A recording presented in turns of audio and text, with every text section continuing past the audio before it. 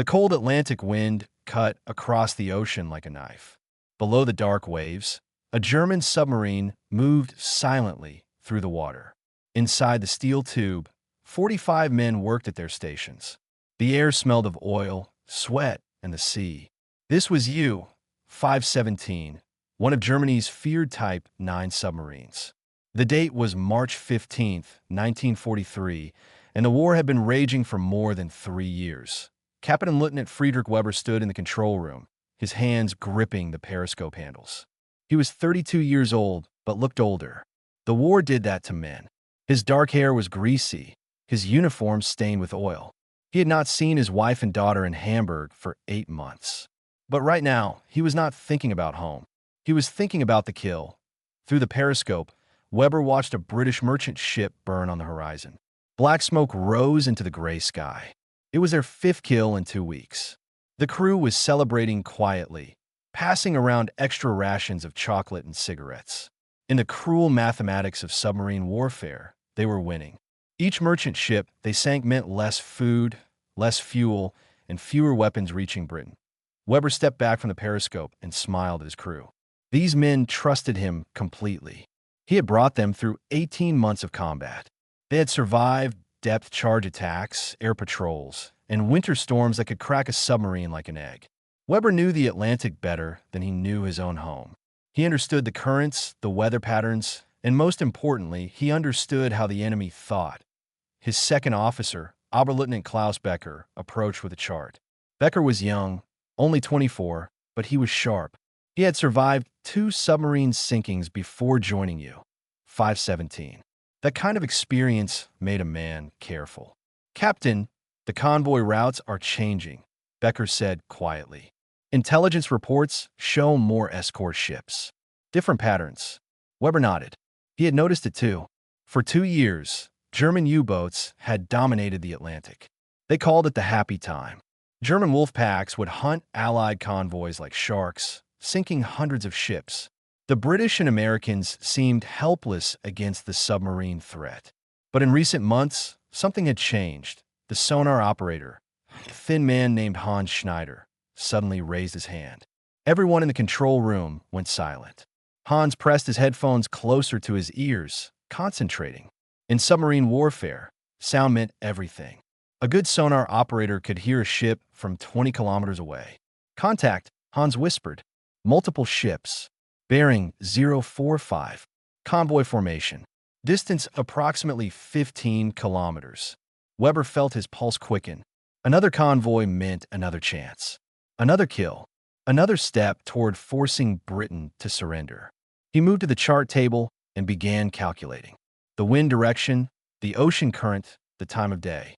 He would attack at dawn when visibility was poor, but there was enough light to aim torpedoes. "All crew to battle stations," Weber ordered calmly.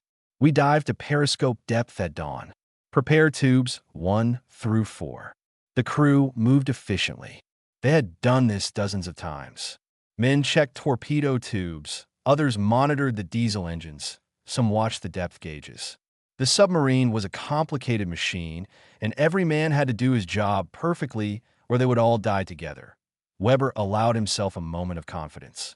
He had read the intelligence reports. Yes, the Allies had better radar now. Yes, they had more escort ships. But German submarines were still the best in the world. German torpedoes were the most reliable. And German captains like himself had years of experience. What could the British possibly develop that would change that? He thought about his friend, Captain Heinrich Müller, who had commanded U-223. Müller had disappeared last month in the North Atlantic. No distress signal, no wreckage found, just gone. 7 U-boats had vanished in February alone. The official report said they hit mines or were destroyed by air attacks. But something about those losses bothered Weber. Experienced captains did not simply disappear without any message. Becker noticed his captain's expression. Thinking about Müller, Weber nodded. 7 boats in 1 month, Klaus. That's not normal. The war is getting harder, Becker replied. The Americans are building ships faster than we can sink them. Their navy grows stronger every day. It was true. In 1943, The Battle of the Atlantic had reached its critical point. Germany needed to cut Britain's supply lines or lose the war. Britain needed those supplies to survive and prepare for an invasion of Europe. Thousands of men were dying in the cold Atlantic waters, fighting a war that most people would never see. Weber pushed the dark thoughts away. He had a job to do. Get some rest, Klaus. We attack in 4 hours. I want everyone sharp. As the crew prepared for battle, Weber returned to his tiny cabin. On the wall was a photograph of his wife, Anna, and their daughter, Maria. Maria was 6 years old now. She probably did not remember what her father looked like. The photograph was from before the war, when Weber had been a merchant ship officer. That life seemed like a dream now that he touched the photograph gently. I will come home, he whispered. I promise. But somewhere above the waves, a British corvette was moving through the darkness. On its deck was a weapon that German intelligence had dismissed as Allied propaganda. A weapon that would change submarine warfare forever. And in just a few hours, Captain Lieutenant Friedrich Weber would discover that all his experience, all his skill, and all his confidence meant nothing against innovation he could not imagine. The hunter was about to become the hunted, and he had 90 seconds left to live. Dawn broke over the Atlantic with pale gray light.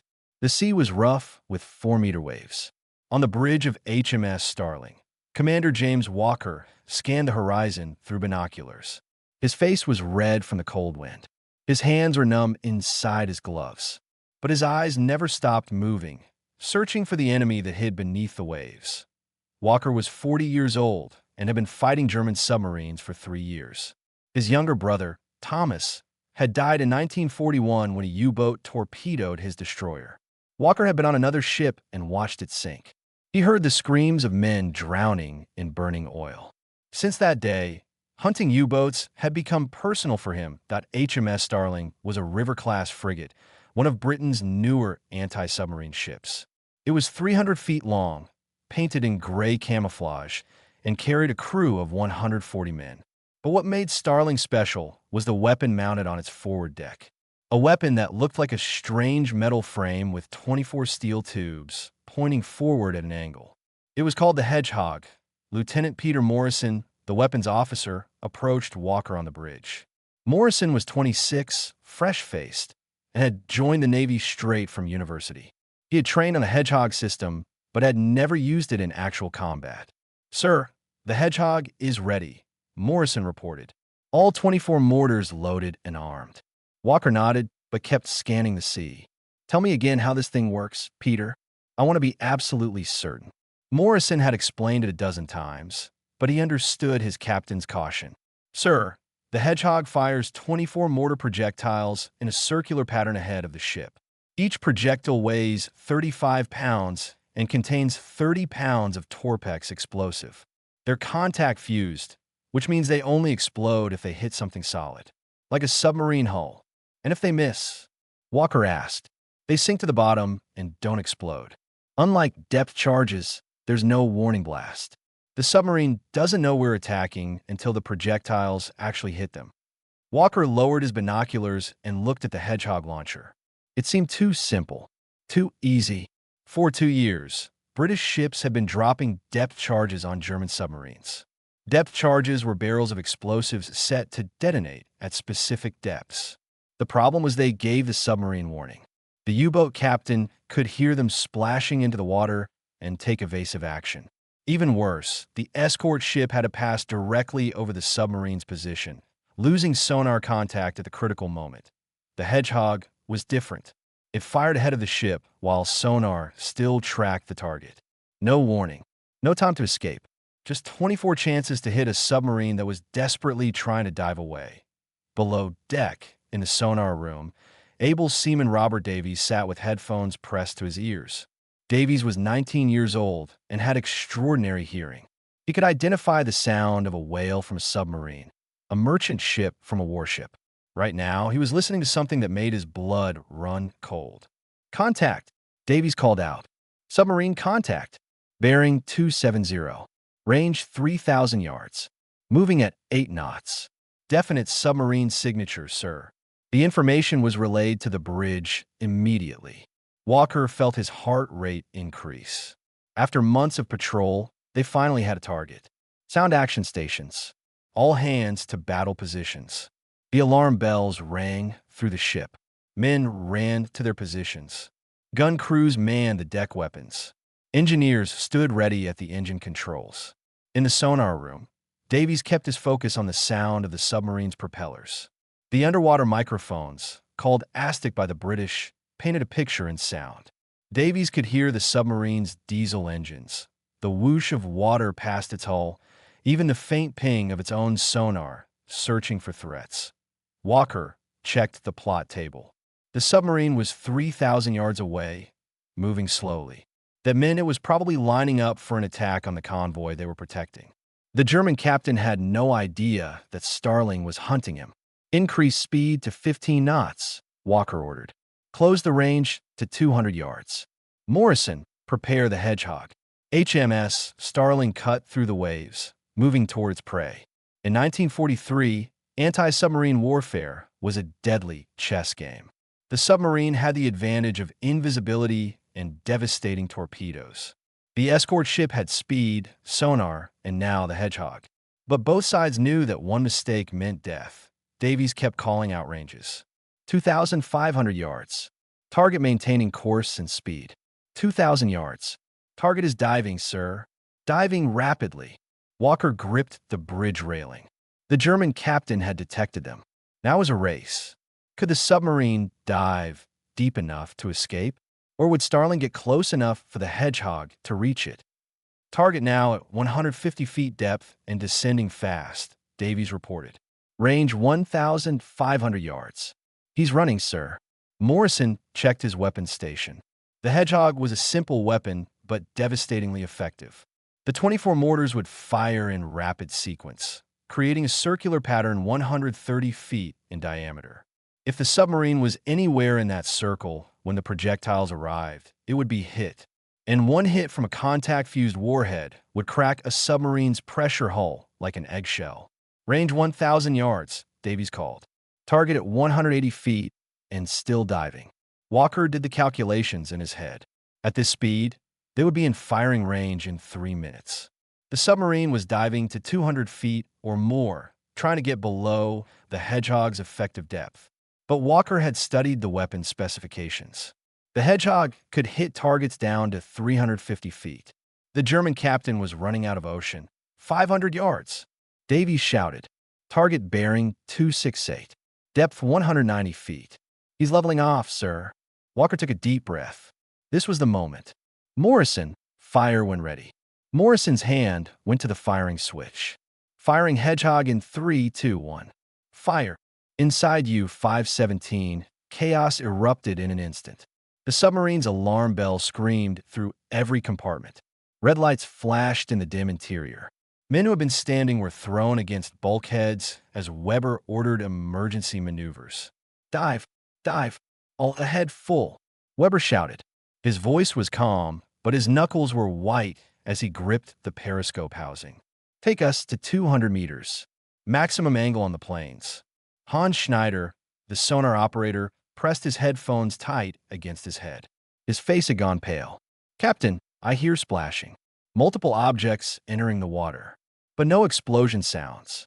What kind of depth charges don't explode? Weber felt ice in his stomach. He had survived depth charge attacks before. He knew the sound of those steel barrels hitting the water. He knew the terrible weight before they exploded. But this was different. These splashes were smaller, faster, and there were many of them. 24 separate splashes in rapid succession, creating a pattern around his submarine. Hard to starboard. Weber commanded. Chief, blow negative tank. Get us deeper, faster. The chief engineer opened the valves.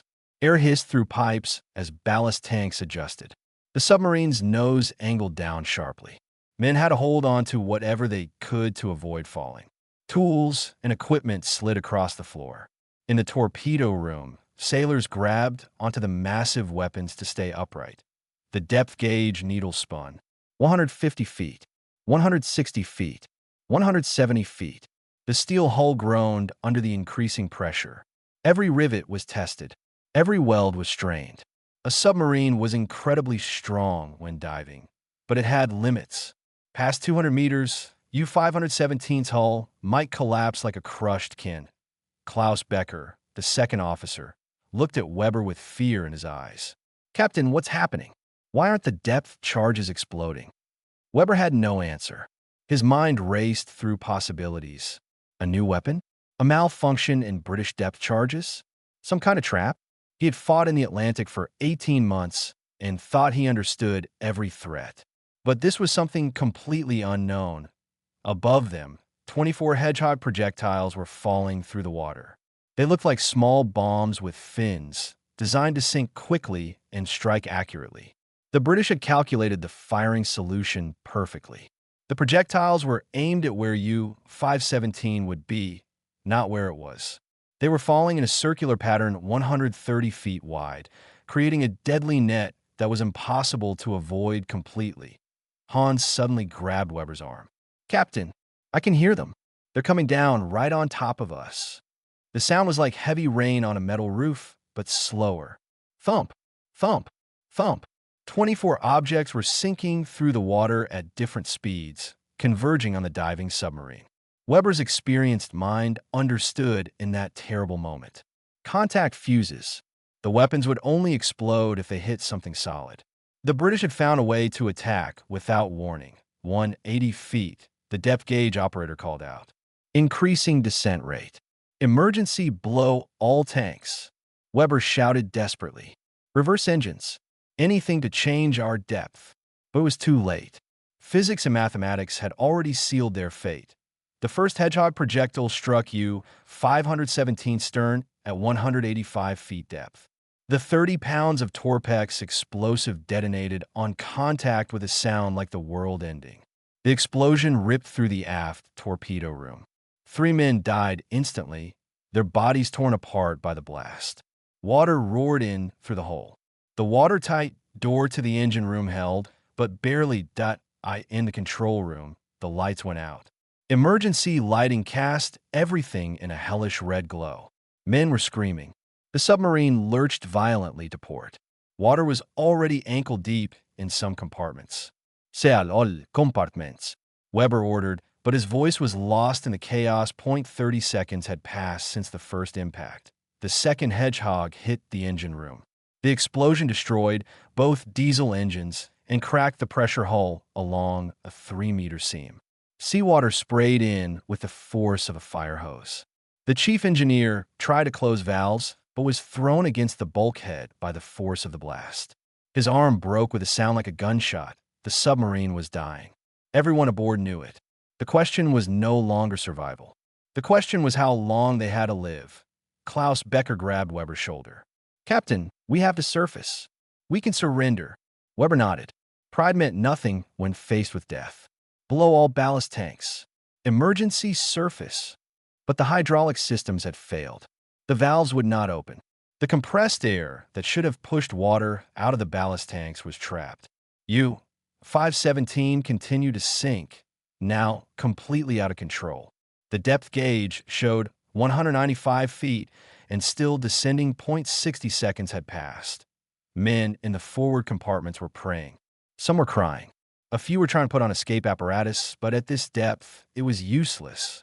The pressure would kill them before they reached the surface. The third and final Hedgehog projectile punched through the pressure hull near the control room.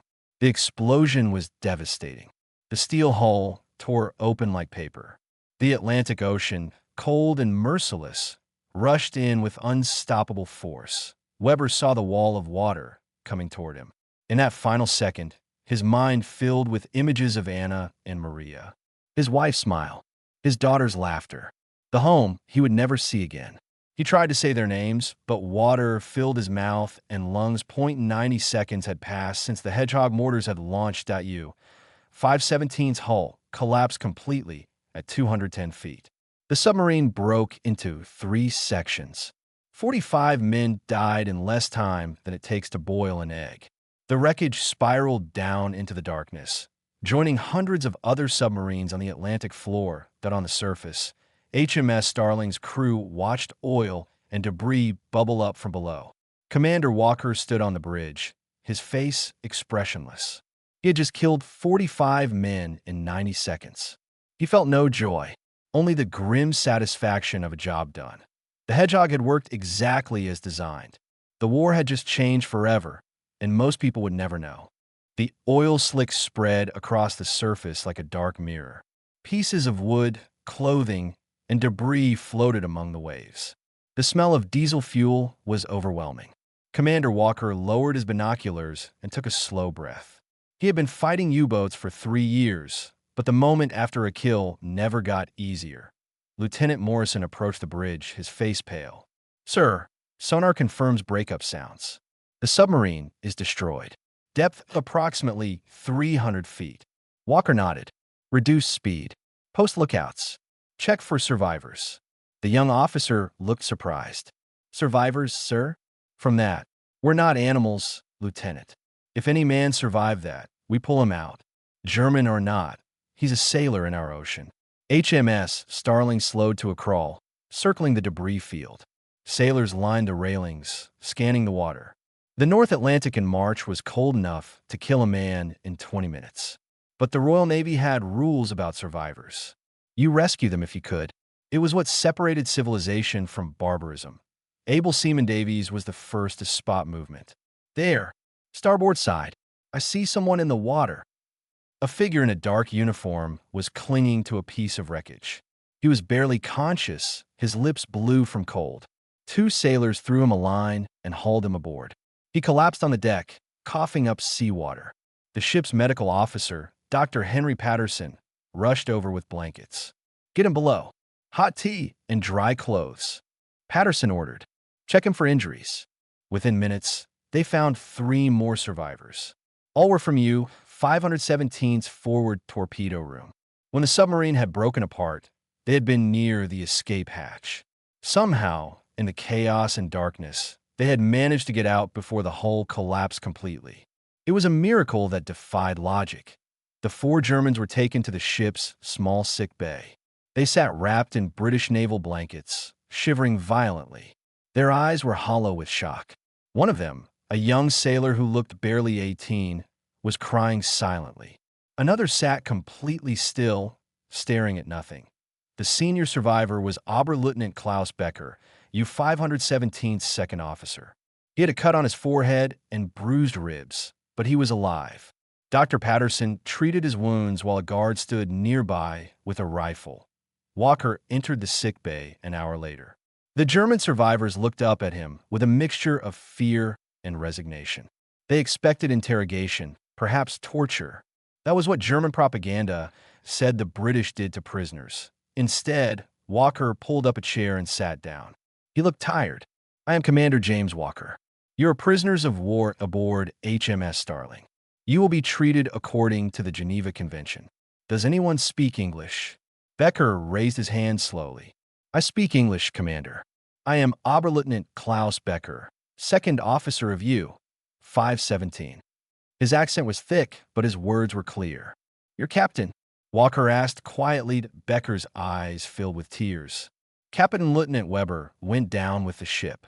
41 other men also. We are all that remains. Walker nodded. He knew that feeling. He had lost friends too. What happened down there? We need to know what you experienced. Becker took a shaky breath. We heard splashing, many objects entering the water, but no explosions like depth charges. Our sonar operator said they were falling toward us. Then they hit. 3 times. The explosions came instantly when they touched our hull. We had no warning, no time to evade. It was like being hunted by ghosts. Contact fused mortars, Walker explained. We call it the Hedgehog. It only explodes when it hits the submarine. Silent until impact. Becker stared at him in disbelief. That is impossible. How do you aim such a weapon? Mathematics and practice, Walker replied. We fire ahead of our ship while sonar still tracks you. The mortars fall in a pattern. If you are in that pattern, you die. The German officer's face went pale as he understood. All the tactics German submarines had learned were now obsolete. Diving deep would not help. Changing course would not help. The old strategies that men like Weber had perfected were worthless against a weapon that gave no warning. How many submarines have you killed with this weapon? Becker asked quietly. Walker considered lying, but decided against it. You. 517 is our first. But other British ships have the Hedgehog now. Dozens of ships. And we're getting better at using it every day. Becker closed his eyes. He understood what that meant. The Battle of the Atlantic was lost. Germany had bet everything on a U-boat campaign. If submarines could not sink Allied shipping, then Britain would survive. America would continue sending supplies and troops. The invasion of Europe would happen. Germany would lose the war. One of the younger survivors spoke in German. Becker translated. He asked about his captain. He wants to know if Captain Lieutenant Weber suffered. Walker thought carefully about his answer. The submarine broke apart at 200 feet. Death would have been almost instantaneous. The pressure alone would have ended consciousness in seconds. He did not suffer long. It was a small mercy, but it was something. Becker translated, and the young sailor nodded, tears running down his face. The doctor Patterson brought hot soup for the prisoners. As they ate, Walker studied them. These men were the enemy. They had been trying to sink British ships and starve Britain into surrender. But sitting here in their wet uniforms, young and scared and far from home, they just looked like boys who had bet their lives on the wrong side of history. You have families? Walker asked Becker. My wife is in Bremen. Weber had a wife and daughter in Hamburg. Most of the crew had families. Walker thought about his own brother, dead in the cold Atlantic. He thought about Weber's daughter, who would grow up without a father. He thought about all the families on both sides who had lost someone to this terrible ocean. This war has taken too much from too many, Walker said quietly. But it will end eventually. And when it does, men like us will have to remember that we were all sailors first. Before we were enemies, we were men who went to sea. Becker looked at the British commander with something like respect. You lost someone to a U-boat? My brother. 1941, I am sorry. So am I, Walker replied. So am I. 2 months later, in May 1943, Admiral Karl Donitz sat in his office at U-boat headquarters in Berlin. Papers covered his desk. Each paper represented a German submarine that had not returned from patrol. He stared at the numbers and felt the weight of catastrophic failure pressing down on him. In April, Germany had lost 15 U-boats. Now, in the first 3 weeks of May, 41 more submarines had disappeared. 56 U-boats destroyed in just 2 months. Over 2,500 German sailors dead. The mathematics were brutal and undeniable. Germany was losing the Battle of the Atlantic. Donitz had been so certain. German U-boats had been terrorizing Allied shipping since 1939. In 1942 alone, they had sunk over 1,000 ships. The Allies seemed helpless against the submarine threat. Hitler had promised that U-boats would starve Britain and win the war. But now everything was collapsing. An intelligence officer entered with another report. Admiral, we have confirmation. The British and Americans have deployed a new anti-submarine weapon on most escort ships. They call it the Hedgehog. It fires contact-fused mortars ahead of the attacking ship. Donitz crumpled the paper in his fist. Why are we only learning about this now? Our agents should have reported this months ago. The officer looked uncomfortable. Sir, there were reports, but naval intelligence dismissed them as Allied propaganda. We believed no such weapon could be effective. It was the same story throughout German military planning. Overconfidence, dismissing enemy innovation, assuming German superiority would be enough. Now thousands of men were dead because intelligence officers had been too arrogant to believe the Allies could invent something better. Donitz made the hardest decision of his career. He sent out orders to withdraw all U-boats from the North Atlantic. The happy time was over. The hunters had become the hunted. And without control of the Atlantic, Germany would lose the war. Across the ocean, Commander James Walker received a medal for the sinking of U-517. HMS Starling continued hunting submarines and became one of the most successful anti-submarine ships in the Royal Navy. By the end of the war, Starling had sunk 6 German U-boats. Walker never celebrated any of them. He understood that every victory meant families destroyed and sailors drowned. The Hedgehog mortar system proved to be a revolutionary weapon. Traditional depth charges had a success rate of only 5 to 10%. The Hedgehog achieved success rates of 20 to 25%. The difference was the contact fuse and the ahead-throwing capability. Submarines had no warning and no time to evade. WWII 1944, over 200 Allied warships carried the Hedgehog. American shipyards modified the design and produced thousands of units. The weapon was so successful that it remained in naval service until the 1990s, long after World War II had ended. Klaus Becker survived the war as a prisoner in Canada. He spent 2 years in a POW camp, working on farms and learning to speak better English. When the war ended in 1945, he returned to a destroyed Germany. Bremen, his hometown, was mostly rubble.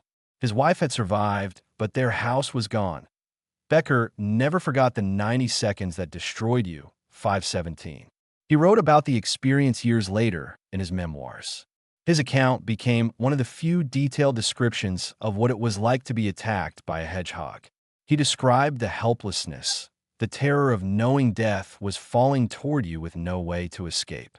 He wrote that traditional submarine warfare died in those 90 seconds, killed by innovation and mathematics. In Hamburg, Anna Weber received official notification of her husband's death in June 1943.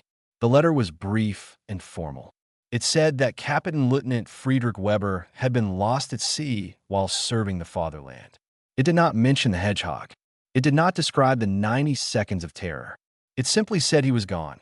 Anna held her daughter Maria and tried to explain that Papa would not be coming home. Maria was 6 years old and did not fully understand death. She asked when her father would visit. Anna had no answer. She had no answer for any of it. The Battle of the Atlantic officially ended in May 1943, though fighting continued until 1945. Germany had lost 783 submarines during the war. Over 28,000 German U-boat crew members died, making it one of the highest casualty rates of any military force in history. The Allies lost 3,500 merchant ships and 175 warships. Over 30,000 Allied sailors died in the cold Atlantic waters. The statistics are staggering, but they tell only part of the story. Behind every number was a person, a son, a father, a brother, a husband. Men who joined the Navy for patriotism, for adventure, for duty. Men who died far from home in terrible ways. Men whose families waited for letters that never came. The Hedgehog mortar was not the only reason the Allies won the Battle of the Atlantic. Improved radar helped detect submarines on the surface. Better sonar tracked them underwater. Long-range patrol aircraft closed the mid-Atlantic gap where submarines had operated freely. Code breaking gave the Allies knowledge of German U-boat positions. Aircraft carriers allowed air patrols far from land, but the Hedgehog represented something important.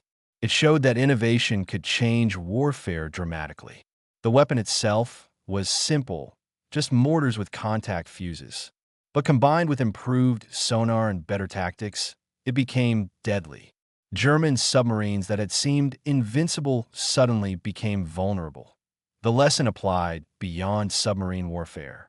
World War II was won not just by courage or numbers, but by nations that could innovate faster than their enemies.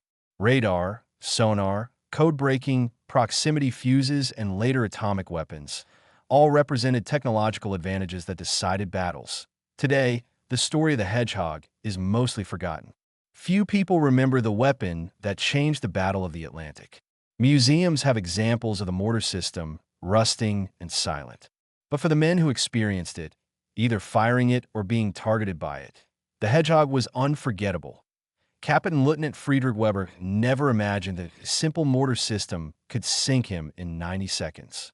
His experience, his skill, his confidence meant nothing against a weapon he did not understand until it was too late.